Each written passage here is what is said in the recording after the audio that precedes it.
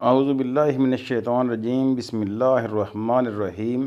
جب حضرت نوح علیہ السلام کشتی بنا رہے تھے تو ایک مومنہ بوڑھی عورت روز اللہ کے نبی کے پاس اپنے گڑھڑی لے کر آتی اور کہتی، اے اللہ کے نبی، کب کشتی روانہ ہوگی؟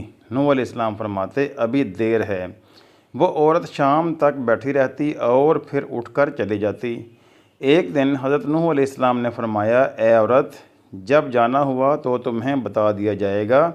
یہ عورت واپس چلی گئی اور انتظار کرنے لگی کہ کب نوح علیہ السلام بلائیں گے۔ اس دوران عذاب آ گیا اور کشتی روانہ ہو گئی، لیکن حضرت نوح علیہ السلام نے اس عورت کو نہ بلایا۔ ظاہری طور پر نوح علیہ السلام کو اس کو بلانا بھلا دیا گیا۔ جب طوفان تھما تو ایک دن نوح علیہ السلام کے دل میں محبت اٹھی کہ شہر کو دیکھوں جہاں سے چلا تھا۔ وہاں آئے اور قریب جا کر دیکھا تو ایک جھونپڑی میں دیا جل رہا تھا۔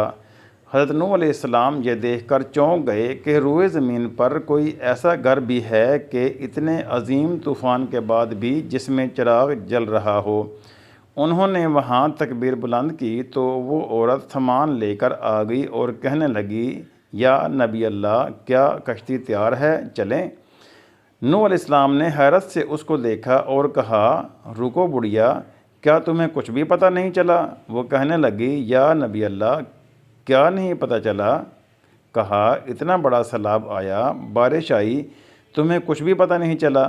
بڑھیا کہنے لگی، یا نبی اللہ، بس ایک دن بادل گرجے تھے اور کچھ ہلکی سی پھوہار پڑی تھی۔ نوح علیہ السلام حیران ہو کر آسمان کی طرف دیکھنے لگے اور کہا، میرے اللہ، یہ کیا ماجرا ہے؟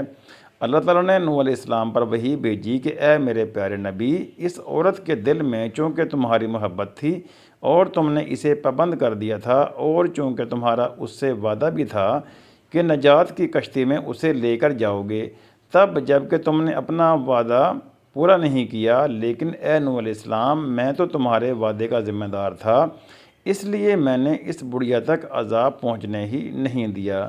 سبحان اللہ۔ دوستو، ویڈیو اچھے لگے تو لائک کیجئے، چینل کو سبسکرائب کر لیجئے، اپنا بہت سارا خیال رکھیے گا۔ ملتے ہیں اگلی ویڈیو میں، تب تک کے لیے دیں اجازت۔ اللہ حافظ۔ السلام علیکم ورحمۃ اللہ وبرکاتہ۔